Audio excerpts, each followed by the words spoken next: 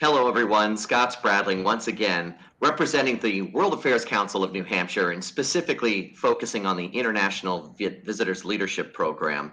And I am happy and honored to be joined in this segment by Anthonia Onda.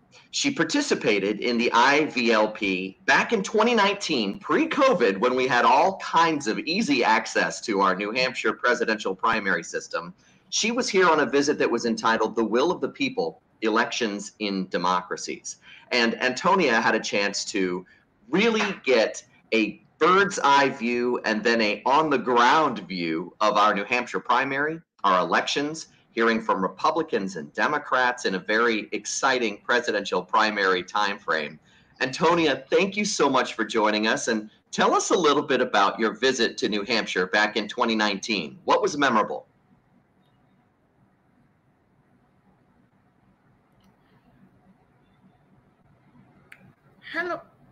Hello, Scott. Good morning to you, and thank you very much for having me on this program this morning. Thank you.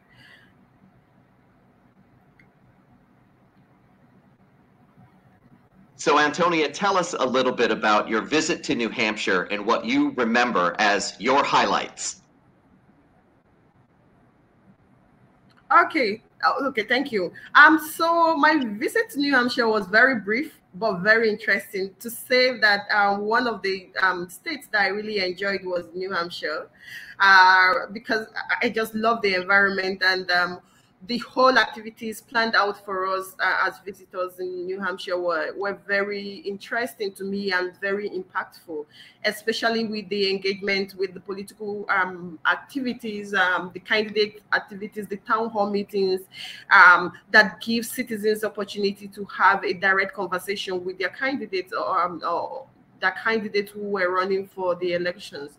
And so from my own country in Nigeria, we also run a democracy, but I could see a lot of differences with the processes I was seeing in New Hampshire, and it actually gave me a very good idea on how to engage as someone who works in area of citizens mobilizations to participate in the electoral process. So at first, I could see the need to have political candidates come face to face with the voters who are the citizens to have a conversation, to understand the needs of the people, and to also put out their manifesto to the citizens where they respond to citizens' issues and questions.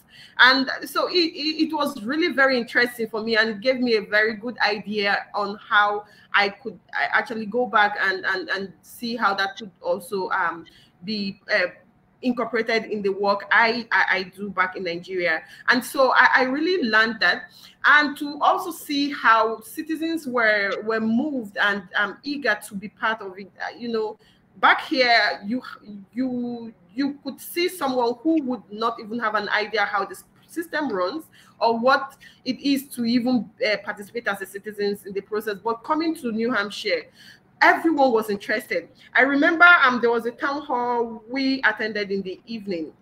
It was a very cold evening for me coming from Nigeria, but I saw people came out, both old and young people, even mothers with their young babies coming out. That interest in the citizens that want to engage, and is very different when you are coming from where I am. And so I really learned a lot, and it was very interesting to me, and it really helped me open my eyes to see how this goes. And then it actually influenced my own engagement back when I returned from the trip to Nigeria. It's so exciting to know that New Hampshire voters and the New Hampshire process might have helped you in your job as someone who was helping with voter education and training election observers and helping with the Nigerian elections.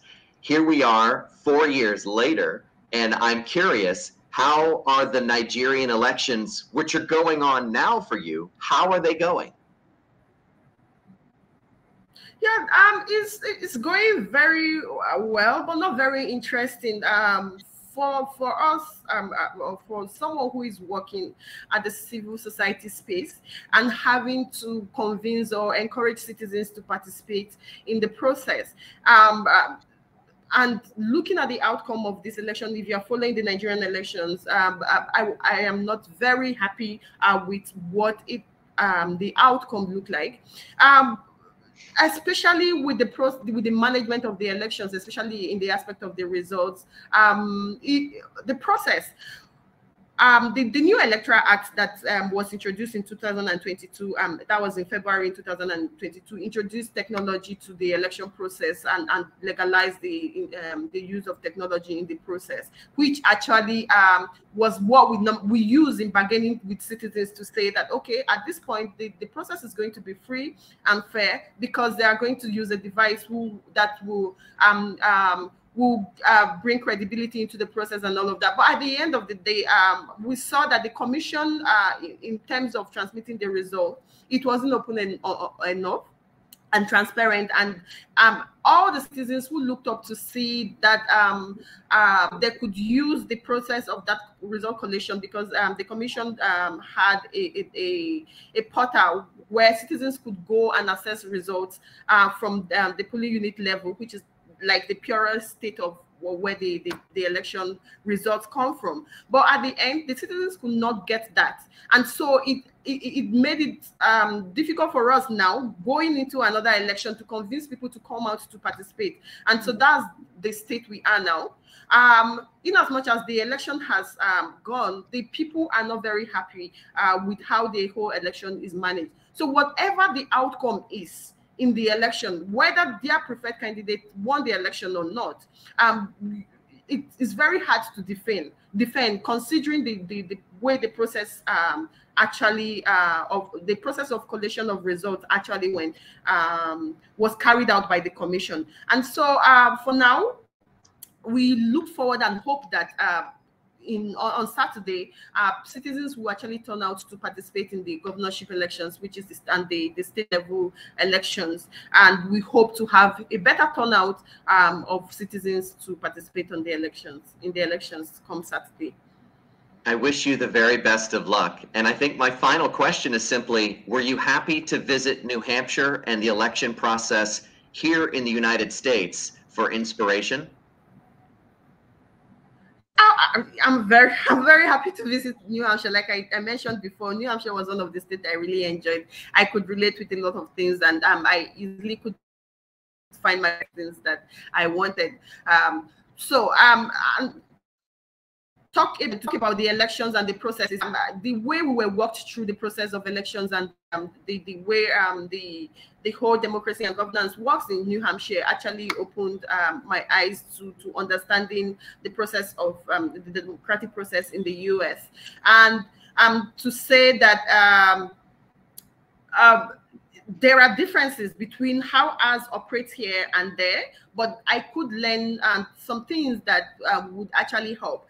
I remember having conversation with my colleagues when I returned, and I shared a lot of things with them on how, especially with citizens engagement, and how we could incorporate some of my learnings from the states on designing voter education and mobilization strategies and information ahead of our elections. And since my return, we've had several elections because we have some off-cycle elections across the country.